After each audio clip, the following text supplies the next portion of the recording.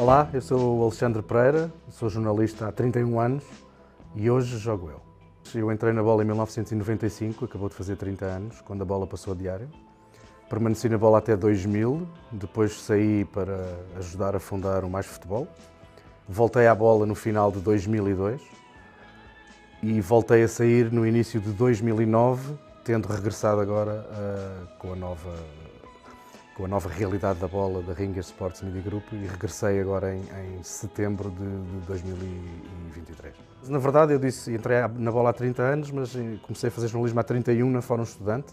Tive experiências fora do jornalismo desportivo, no Jornal I, mais tarde trabalhei também na TVI e aí, embora tenha entrado para o desporto, na fase final da minha estadia na TVI já estava também com o News Desk e, portanto, trabalhava todas as áreas da informação. Como quase todos os miúdos, alberguei ainda o sonho de um dia ser futebolista ou atleta de outra modalidade qualquer, no meu caso futebol, mas desde muito cedo ficou claro que queria ser jornalista e, curiosamente, eu lembro-me que já quando andava na primária, sei lá, 7, 8 anos, já fazia jornais em casa, que depois vendia aos meus avós, aos meus tios, etc., por um escudo ou um escudo e 500, para poder comprar uns repousados. Portanto, já tinha essa apetência pelo jornalismo. Não sei explicar porquê. Sei que ela é uma coisa que estava muito clara em mim desde muito cedo. Claramente sabia, anos antes de entrar na faculdade, onde é que eu queria entrar. O meu pai era um fervoroso adepto de futebol, o meu tio também um fervoroso adepto de futebol, ambos, cada um para a sua cor, me foram levando ao futebol desde pequeno. Eu sempre tive muito gosto, sobretudo pelo futebol, não vou ser hipócrita. Eu tenho um gosto especial pelo futebol, muito maior do que por qualquer outra modalidade. A partir dos 10, 11 anos comecei a jogar futebol. Queres saber onde? Portanto, comecei no Recreios Desportivos do Algueirão. Depois, no segundo ano de iniciado, fui jogador do Estrela da Amadora, que na altura tinha acabado de se qualificar para a Europa e acabou por jogar a final da Taça de Portugal do ano seguinte, portanto era um Estrela da Amadora pujante, e essa foi a única altura em que eu achei que, se calhar, talvez possa vir a ser um dia jogador de futebol.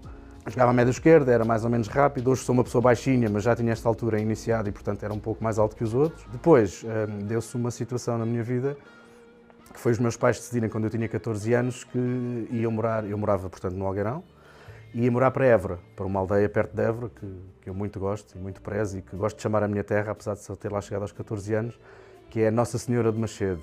Fui para Évora e fui muito feliz a jogar no Sport Lisboa e Évora até aos júniores.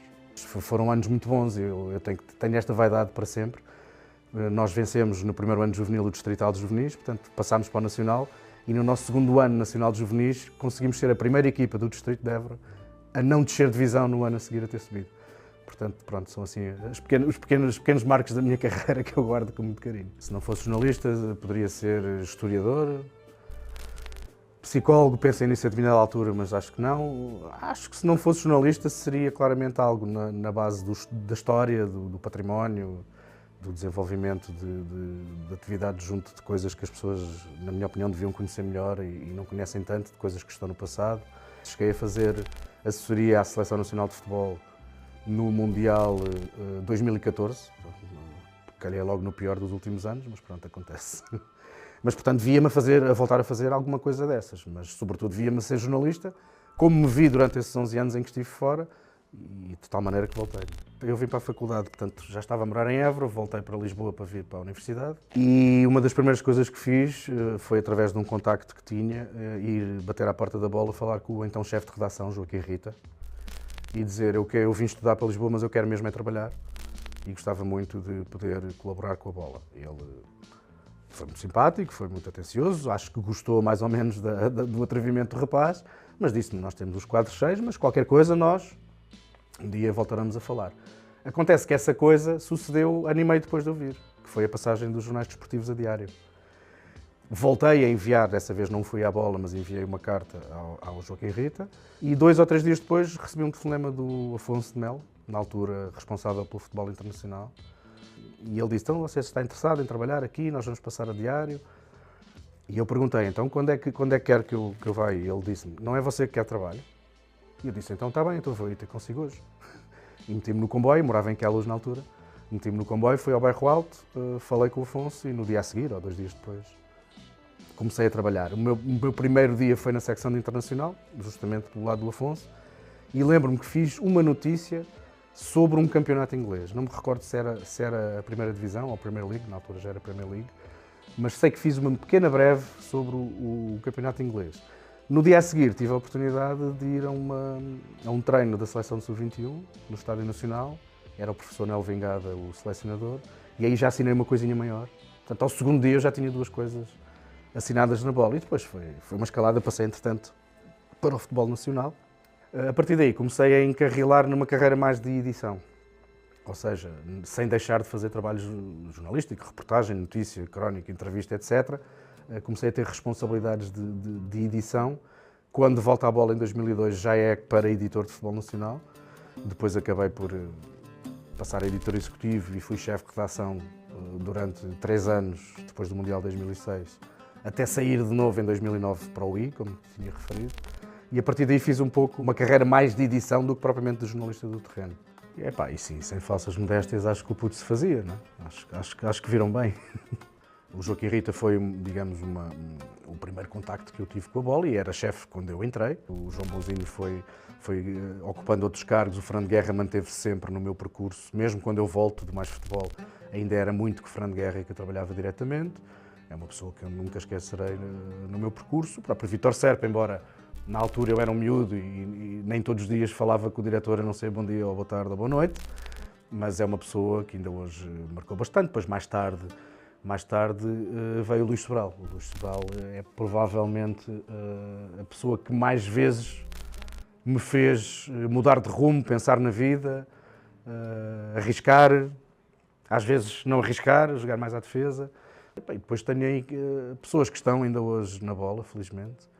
E dou-te nomes, o Hugo Vasconcelos, por exemplo, que trabalhou comigo sempre naqueles anos, o Nelson Feiterona, o Jorge Silva, que entrou uma semana antes de mim na bola e nunca saiu, está cá, é o nosso decano, um dos nossos decanos, o outro o Rogério também, outra figura que eu não consigo dissociar da minha vida. Depois, mas foram estes os nomes principais e, na verdade, foram quase todos da bola, embora tenha trabalhado com muita gente boa. São sempre pessoas que eu tenho como faróis e, de vez em quando, confesso-te que falo com elas sobre a vida, sobre a carreira, sobre como é que as coisas estão a correr, sobre o que é que pode acontecer daqui para a frente. São pessoas que eu continuo a recorrer. Olha, um dos trabalhos que me marcou muito e que eu não referi há bocado foi, estamos a falar de 1999, portanto eu tinha 24 anos e fui enviado especial da bola com o Miguel Nunes, com o nosso, ainda hoje, nosso colega, à Nigéria, ao Mundial de Sub-20. Na equipa que era treinada pelo professor Josualdo Ferreira, tinha, entre vários jogadores, o Simão e o Hugo Leal, que eram as estrelas da companhia já na altura. Bom, e na altura, a Nigéria é um país complicado e, portanto, os jornalistas, digamos que iam embedded na comitiva da Federação. Ficámos no mesmo hotel que os jogadores, e éramos transportados junto com o staff, portanto, andávamos ali, digamos que protegidos, porque todos os sítios para onde nós andávamos tinham pessoas de metralhadora à porta. Enfim, a Nigéria não era assim a coisa mais simples do mundo. Não foi logo de início, mas foi lá ter o nosso ex-colega Rui Baioneta, que é uma outra grande figura do jornalismo que eu tive o prazer de conhecer e de me dar muito bem com ele. E há um dia em que estamos no estádio, na véspera de um jogo, e estamos a tentar enviar serviço para Lisboa. Posso dizer que em 99 foi a primeira vez que alguém utilizou uma ferramenta chamada e-mail para mandar serviço para a bola.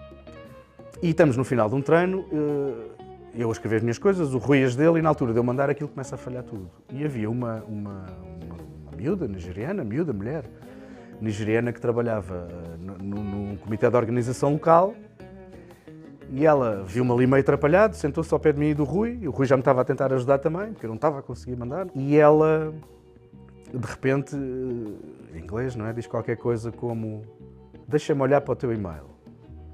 E ela olhou assim para o ecrã durante uns segundos. Podes mandar. Epá, e a verdade é que aquilo a seguir veio. O Rui Baioneta acrescenta um ponto engraçado a esta história que eu confesso que não me lembro bem, mas ele garante que viu que os olhos dela fizeram qualquer coisa, umas sombras, umas coisas, enfim. Eu não sou muito dado a acreditar nessas coisas, mas epá, foi uma história que fomos contando e ele deve contar às vezes e quando nos juntamos lembramos disso.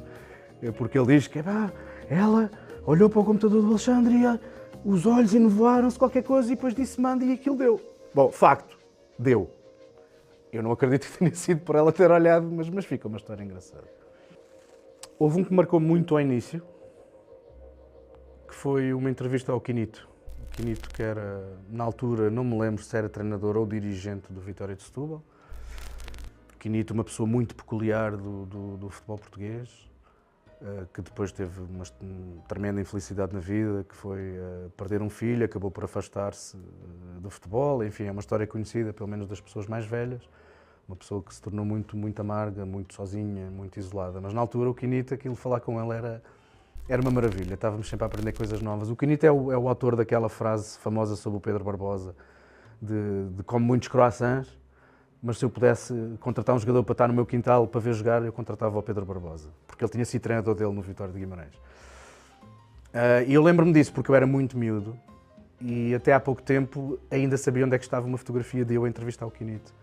Essa marcou-me porque foi muito cedo, mas eu vou-te confessar que o golo que mais me marcou na vida foi quando o Miguel Garcia, na meia-final do Sporting com o Alkmaar, o Sporting está a perder 3-1, tinha ganho 1-0 em casa, os golos fora contavam, e praticamente no último lance do jogo, o Miguel Garcia faz o 3-2, que deu o apuramento ao Sporting para a final da então, creio que ainda está-se o UEFA.